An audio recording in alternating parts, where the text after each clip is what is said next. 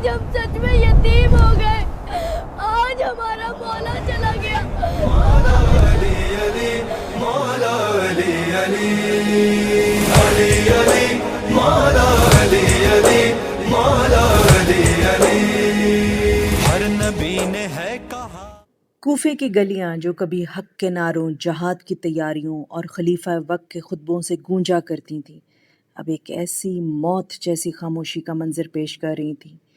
شیر خدا جو علم کا سمندر، شجاعت اور عدل کا روشن مینار تھے، اب اپنے ہی شہر میں اپنے ہی لوگوں کے درمیان ایک عجیب سی تنہائی کا شکار ہو چکے تھے.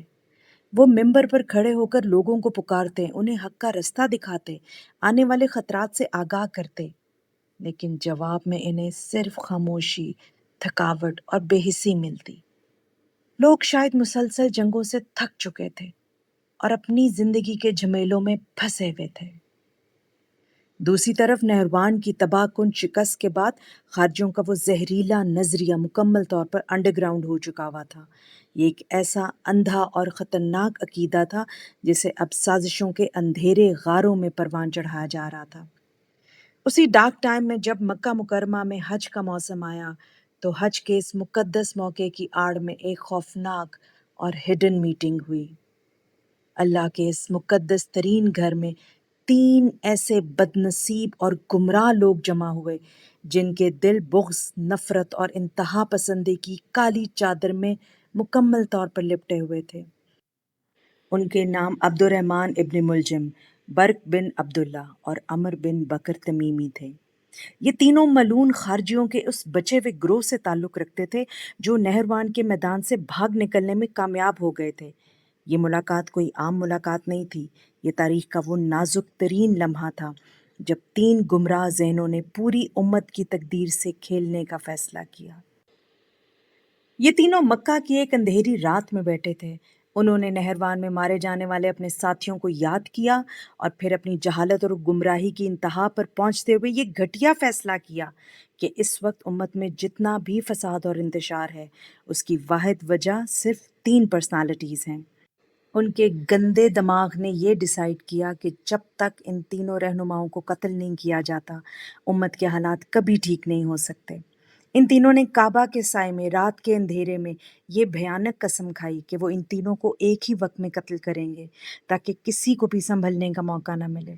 برق نے شام جا کر معاویہ بن ابی سفیان کو مارنے کا ذمہ لیا. عمر نے ایجپٹ جا کے عمر بن عاص کو مارنے کا تہیہ کیا اور خارجیوں کے اس سب سے بڑے بدبخت ملعون عبد الرحمن ابن ملجم نے تاریخ کا سب سے بھیانک اور دردناک کام اپنے ذمے لیا، یعنی کوفہ جا کر شیر خدا علی بن ابی طالب کو شہید کرنا. تینوں نے اس خوفناک منصوبے کے لیے رمضان المبارک کی ایک مقدس رات کا انتخاب کیا. ان کا منصوبہ یہ تھا کہ جب یہ رہنما فجر کی نماز کے لیے نکلیں گے تو ان پر اچانک اور جان لیوا حملہ کیا جائے گا.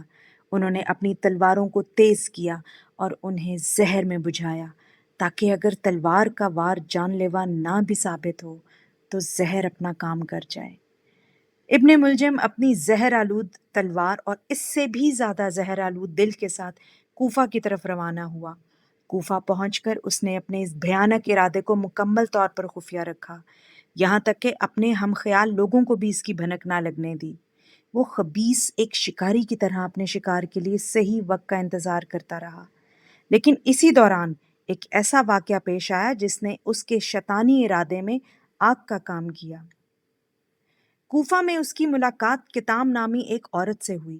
وہ ایک انتہائی خوبصورت عورت تھی، لیکن اس کا دل نفرت اور کینے سے سیاہ ہو چکا تھا. اس کا باپ اور بھائی نہروان کی جنگ میں مارے گئے تھے اور وہ اپنے دل میں انتقام کی ایک بھڑکتی ہوئی آگ لیے بیٹھی تھی. جب ابن ملجم نے اس کی خوبصورتی دیکھی تو اس کا دیوانہ ہو گیا اور اس کے سامنے شادی کا پیغام رکھ دیا. اس عورت نے جو صرف انتقام کی پیاسی تھی انتہائی مکاری اور صد مہری سے کہا کہ میں تم سے اس وقت تک شادی نہیں کروں گی جب تک تم میرا حق مہر ادا نہ کر دو. ابن ملجم نے پوچھا کہ تمہارا حق مہر کیا ہے؟ اس بدبخت غلیظ عورت نے جو حق مہر طلب کیا وہ سن کر شاید عرش پر جبرائیل امین بھی کانپ اٹھے ہوں گے. اس نے کہا میرا حق مہر 3000 درہم، ایک غلام، ایک مغنیہ لونڈی اور شیر خدا علی ابن ابی طالب کا قتل ہے۔ یہ سن کر ابن ملجم نے انتہائی سفاکی اور بغیرتی سے جواب دیا کہ خدا کی قسم میں کوفہ آیا ہی صرف اس ارادے سے ہوں، تمہارا حق مہر ضرور ادا ہو جائے گا۔ اس عورت نے اس کی ہمت بڑھانے کے لیے اپنے قبیلے کے 2 اور گمراہ افراد کو بھی اس کے ساتھ ملا لیا تاکہ وہ اس خوفناک حملے میں ابن ملجم کی مدد کر سکیں۔ یوں ہوس، نفرت، جہالت اور انتقام کا وہ بھیانک گٹھ جوڑ مکمل ہوا جس نے امت مسلمہ کو یتیم کر دینا تھا۔ رمضان المبارک کا مقدس مہینہ شروع ہو چکا تھا، لیکن یہ رمضان پچھلے تمام مہینوں سے بہت مختلف تھا۔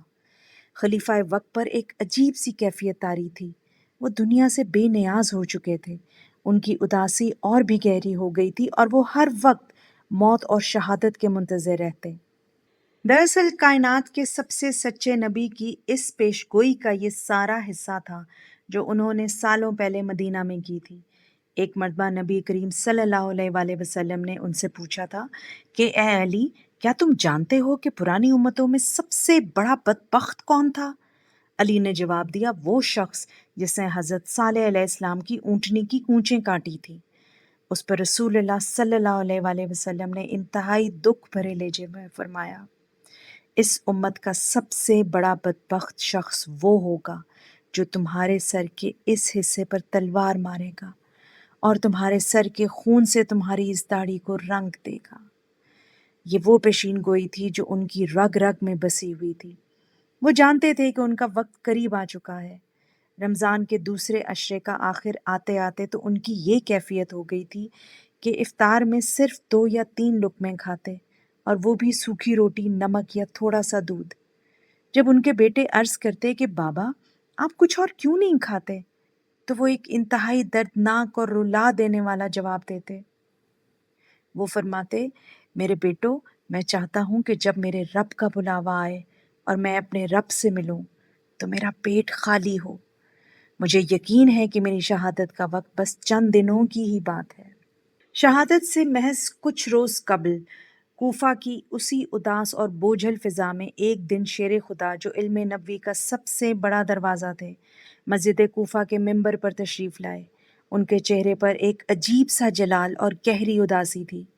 انہوں نے اپنے سامنے بیٹھے ہوئے اس کراؤڈ کو دیکھا اور انتہائی تکلیف بھرے لہجے میں پکار کر کہا، سلونی سلونی، اے لوگوں مجھ سے پوچھ لو، مجھ سے پوچھ لو، اس سے پہلے کہ تم مجھے ہمیشہ کے لیے کھو دو۔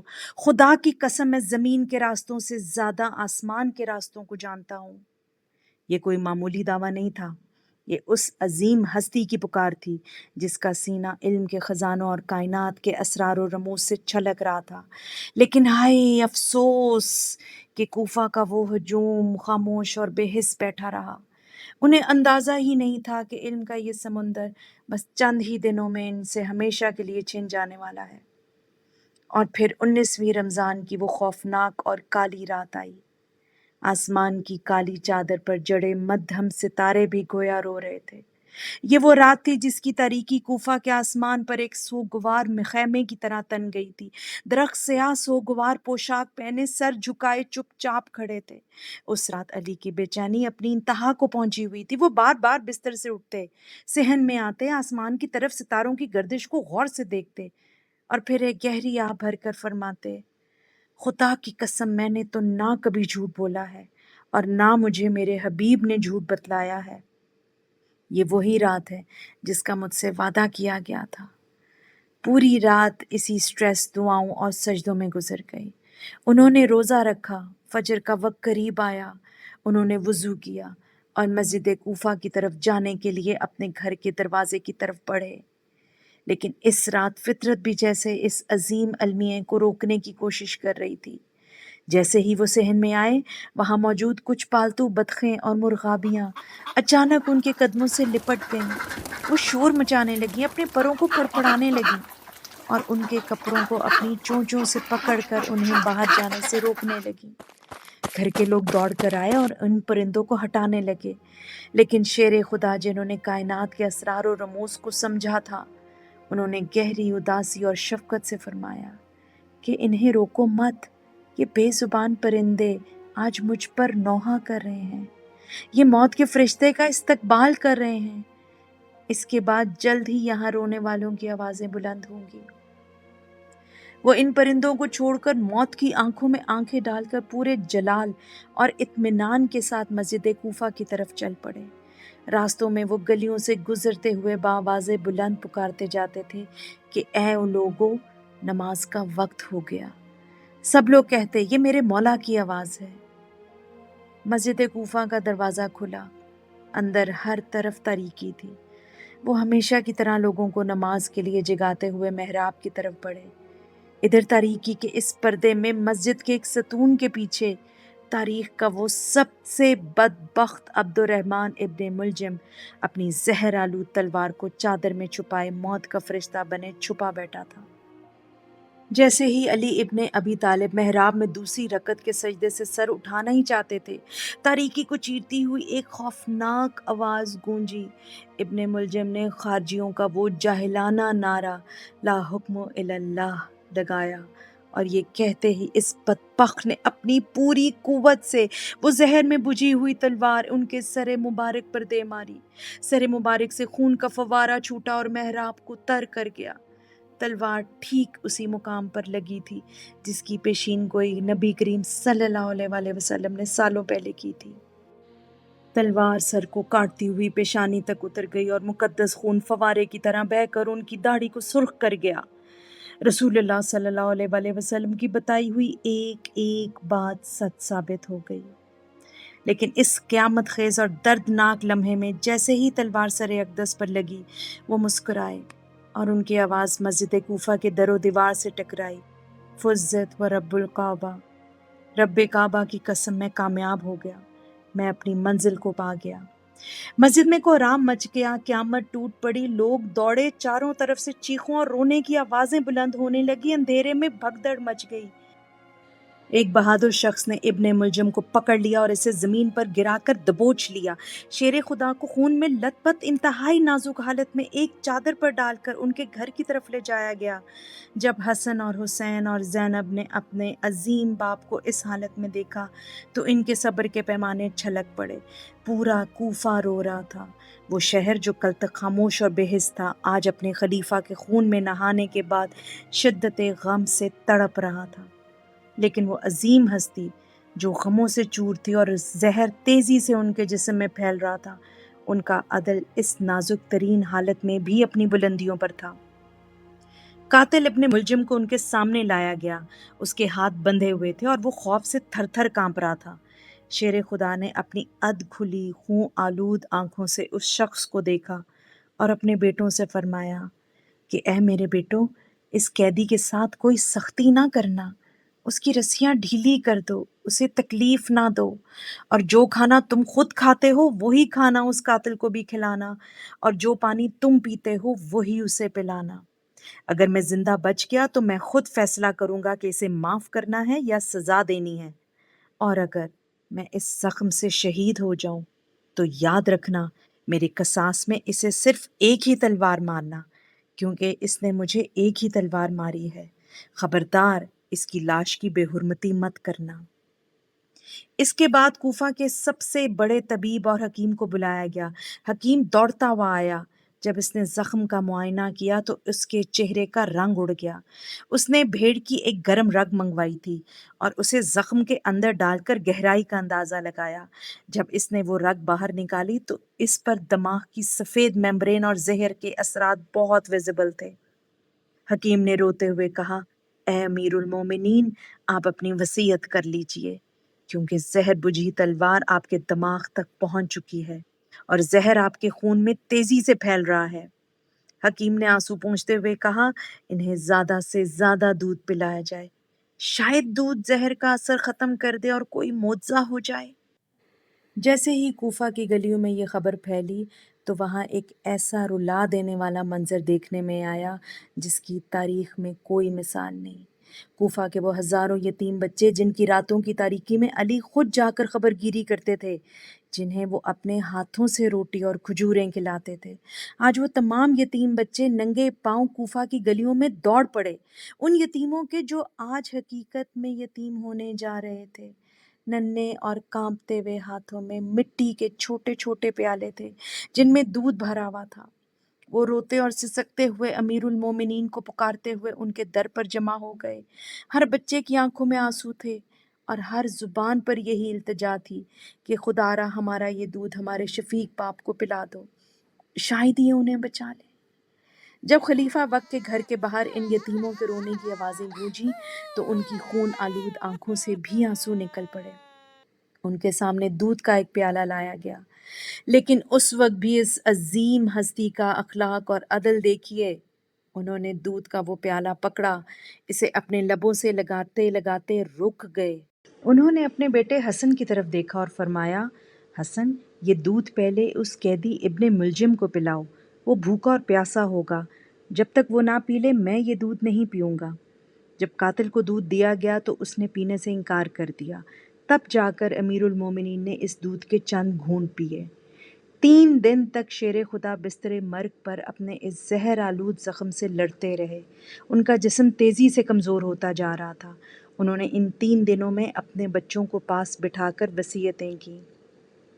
انہوں نے فرمایا، اے میرے بیٹو، میں تمہیں وصیت کرتا ہوں کہ کبھی دنیا کے پیچھے مت بھاگنا، ہمیشہ حق کی بات کہنا، یتیموں کا خیال رکھنا، ظالم کے دشمن اور مظلوم کے حمایتی بن کے رہنا، پڑوسیوں کے حقوق کا خیال رکھنا۔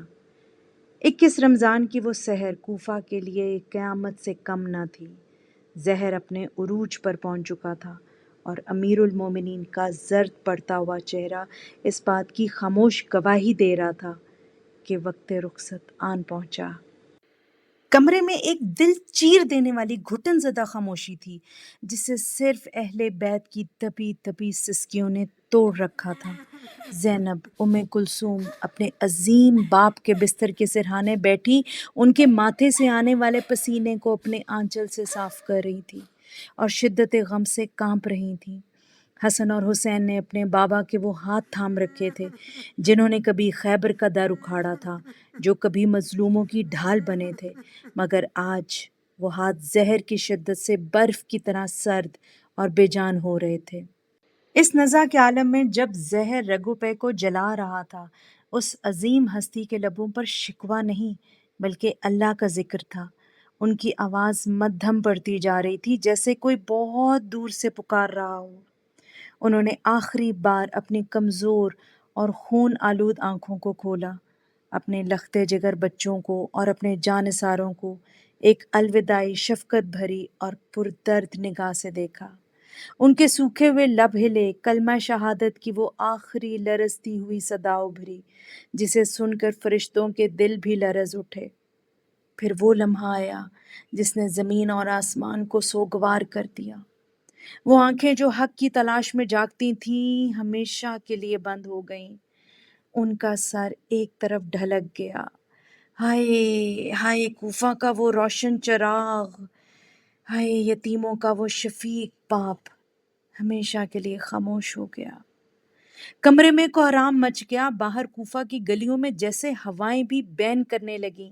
جب موت کی خبر دروازے سے باہر نکلی تو ان ننھے یتیموں کے کانپتے ہاتھوں سے مٹی کے پیالے گر کر ٹوٹ گئے۔ وہ سمجھ گئے کہ اب رات کے اندھیرے میں ان کے سروں پر دست شفقت رکھنے والا، وہ اپنے کندھوں پر روٹیوں کی گٹھڑیاں اٹھا کر لانے والا، وہ مہربان مسیحا اب کبھی لوٹ کر نہ آئے گا۔ ان کی وفات کے بعد سب سے دردناک مرحلہ ان کے غسل کا تھا۔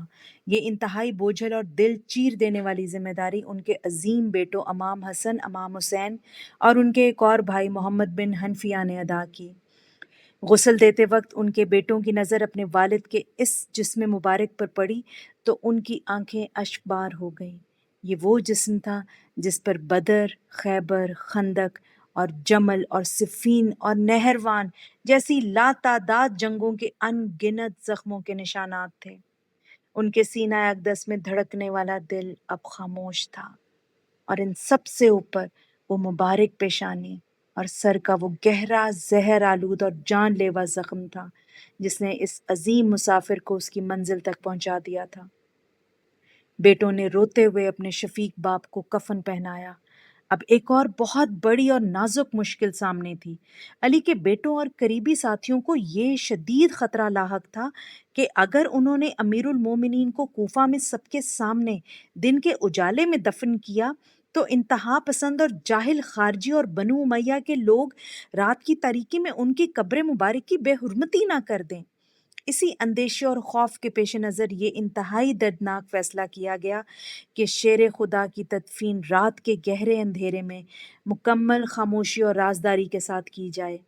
رات کی تاریکی میں امام حسن، امام حسین اور چند انتہائی قریبی ساتھیوں نے اپنے کندھوں پر جنازہ اٹھایا اور خاموشی سے کوفہ کی حدود سے باہر نجف کی طرف نکل گئے۔ نجف کے اس غیر آباد اور خاموش علاقے میں رات کے اندھیرے میں قبر کھودی گئی۔ ستاروں کی مدھم روشنی میں روتے ہوئے بیٹوں نے اپنے عظیم باپ کو اپنے ہاتھوں سے اس تاریک لحد میں اتار دیا جو اب ان کے نور سے منور ہونے والی تھی۔ مٹی ڈالی گئی اور پھر اس قبر کے نشانات کو مکمل طور پر مٹا دیا گیا۔